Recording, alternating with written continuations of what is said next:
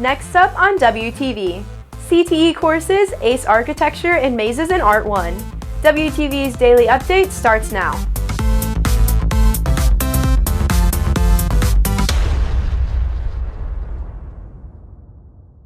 Hey there, Red Hawk Nation, and welcome back. Today is Tuesday, January 7th, and I'm Lauren Pratt with today's Daily Update brought to you by Wingspan TV. As students are filling in their courses for the 2025-2026 school year, they are given the opportunity to take courses at the CTE Center. WTV's Phoebe So has a look at what some of those classes have to offer.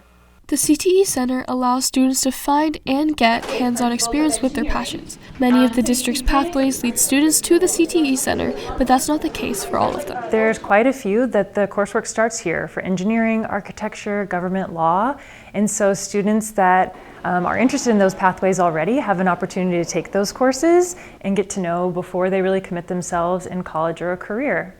Sophomore Bia Godoy is grateful to have the opportunity to take CTE courses that align with what she wants to study. I actually love going to CTE. I go every B day, and I think it allows you to know what you want to do in the future. And I know they have a lot of on-site internships you can take. I want to do the student teaching one where I go to an elementary and student teach there.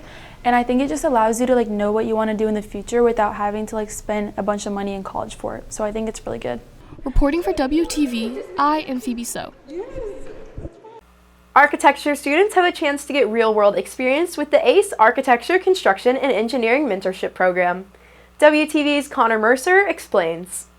A group of architects have seen the need for new architects in the community and have created the ACE Mentorship Program, working to inspire the next generation of architects. A big part of what we encourage in this program is to get to know their mentors and to stay in touch with their mentors after the program is over so they can reach out for advice while they're in college, potential internships, and then full-time jobs later on. Not only is the ACE Mentorship Program working to inspire the next generation of architects, but they will also provide connections through the mentors that could help students after their high school years. It was because they saw a huge need in the Dallas Metroplex for offering a program to students to help expose them to architecture, construction, and the built environment engineering industries like mechanical, and structural, and electrical. Reporting for WTV, I am Connor Mercer. Trying to find your way through a maze can be a fun and challenging endeavor. Some students on campus ended their first semester by creating their very own mazes.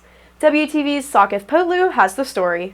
Students in J.C. Morton's art class are creating mazes, taking inspiration and building on from what they learned earlier in their perspective unit. We're finishing up our perspective unit with our perspective maze project. This one is just a different type of project with perspective, but allows them to get more familiar and better understand where their vanishing point is and what angles and depth to use when drawing the maze. The mazes add new dimensions compared to regular 2D mazes, which students seem to enjoy. The maze project's cool because you can make it look 3D and stuff. Reporting for WTV, I am Sakif Potlu.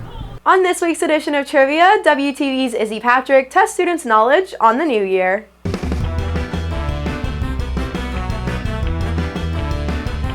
Hey there, Red Hawks! Welcome back from winter break, and this week's topic is on New Year's. What city is the famous drop of the New Year's, the ball drop? New York. Exactly. What city is that in? New York City. Yeah. Do you know exactly where?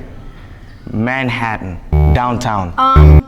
Think of an area where a lot of people go. There's lots of ads in that area for some Times Square. Yes. New York. Times Square. Yeah. Times Square, New York City. Do you know where exactly in New York City? Times Square. Yes. Nice job. Bam. Okay. What was the first year that the ball dropped? When they started the tradition? 1992. Okay. 1907. 1907. Yes. Nice. New York City. Long time ago. I don't know, 1910. What do people eat on New Year's for good luck, or they just eat it for different reasons? Grapes. Grapes? Grapes. Grapes. Hot dogs? Hot dogs?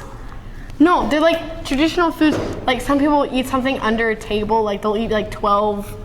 It's a fruit. A fruit? Under the table? The color of your shirt. Some are, not all. Apples. No, 12 apples. No. Like the 12 grapes under the table. Like, yeah. Black eyed peas. Yes. Every day, a spoonful. They're not great, but They suck. They're so suck. gross.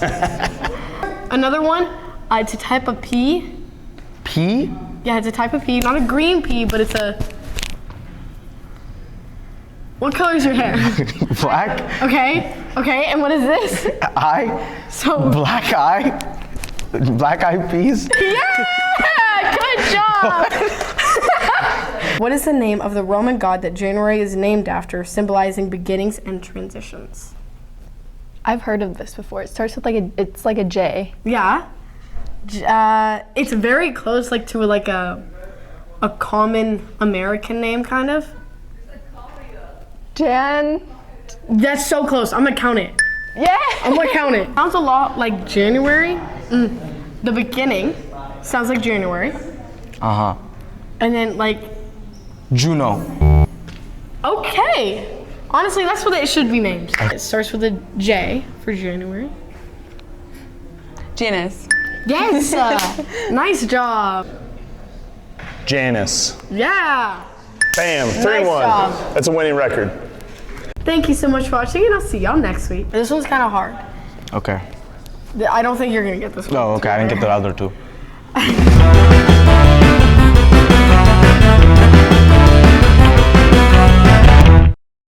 On today's sports, WTV's Wesley Broder brings you a preview and recap of Red Hawk athletics.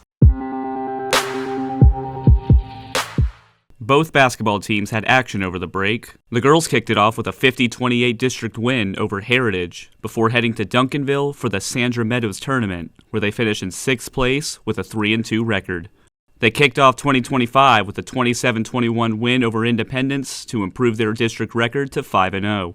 They will be back in action tonight when they take on Memorial at 5:45 at Memorial High School. The boys began their break against Heritage, falling to the Coyotes 56-51. They would re-enter the win column with a 44-42 win over Highland Park and earn their first win in district play with a 68-52 win over Independence. They will also be in action tonight when they take on Memorial at 7:15 at Memorial High School. Boys wrestling went to the mat for the Coppell Christmas Classic over the break. Nolan Coons finished 5th, and Juan Mendoza finished 4th in their respective weight classes. The girls went into the break with a 3rd place finish in the FISD District Duels, finishing with a record of 4-1. If the weather permits, both teams will be back in action beginning Friday at 9:30 for the Trojan Classic at Euless Trinity High School. Girls soccer will be on the pitch tonight for their first non-district matchup against Rock Hill at 5:30 at The Nest. Reporting for WTV, I'm Wesley Rodor. If you're looking for more from Wingspan, you can follow us at Liberty Wingspan on X, Instagram, and Facebook, or visit our award-winning website, libertywingspan.com.